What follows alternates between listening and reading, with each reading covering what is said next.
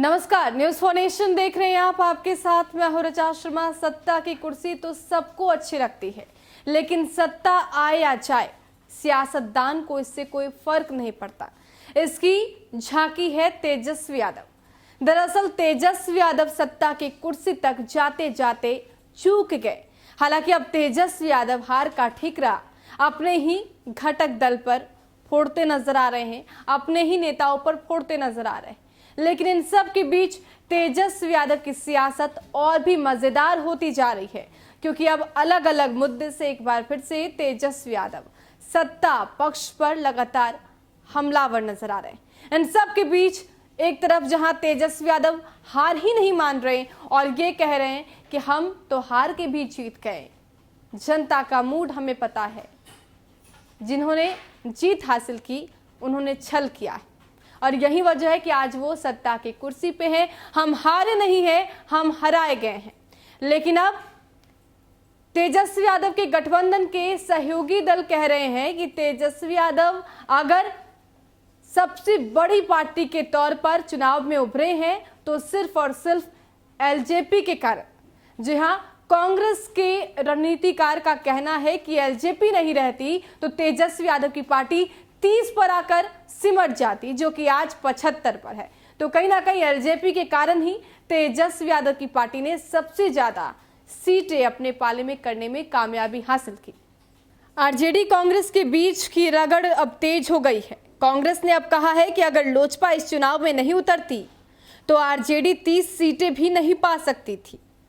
बिहार कांग्रेस के रणनीतिकार आनंद माधव ने ये बात आरजेडी नेता शिवानंद तिवारी को जवाब देते हुए कहा। आनंद माधव के अनुसार बिहार विधानसभा चुनाव के नतीजों में करीब 30 सीटें ऐसे निकली जहां आरजेडी जदयू के बीच हार जीत का अंतर बहुत ही कम था। इन सीटों पर लोजपा को 7 से लेकर 9% तक वोट मिले। आनंद माधव ने अब महागठबंधन में हुए सीट बंटवारे पर भी सवाल उठाए। उन्होंने कहा कि कांग्रेस को बिहार में चुनाव लड़ने के लिए 25 से 30 ऐसी सीटें मिली जिन पर पिछले कई बार से ना तो आरजेडी प्रत्याशी जीता है और ना ही कांग्रेस। ऊपर से कांग्रेस ने अपनी कई सिटिंग सीटें भी त्याग कर गठबंधन धर्म का पालन किया। इसके बाद भी अगर आरजेडी नेता ऐसे अर्थहीन बयानबाजी करते हैं तो उन्हें पहले अपने गिरबान में झांक कर देख लेना चाहिए। कांग्रेस नेता आरजेडी के शिवानंद तिवारी सहित अन्य लोगों पर भी महागठबंधन धर्म के विरुद्ध जाकर बयानबाजी करने का कड़ा विरोध किया। उन्होंने कहा कि ऐसे नेता जिस डाली पर बैठे हैं उसे ही काट रहे हैं। तेजस्वी यादव को इन सबों पर त्वरित कार्रवाई कर दल से बाहर का रास्ता दिखा देना चाहिए। उन्होंने ये भी कहा कि राहुल गांधी को गाली देना सूर्य की ओर मुंह कर थूकना है जो स्वयं पर ही गिरता है। आरजेडी के बयान वीरों को गठबंधन धर्म नहीं भूलना चाहिए। वो ये ना भूले कि कांग्रेस एक राष्ट्रीय दल है और केंद्र में महागठबंधन का अगुवा भी।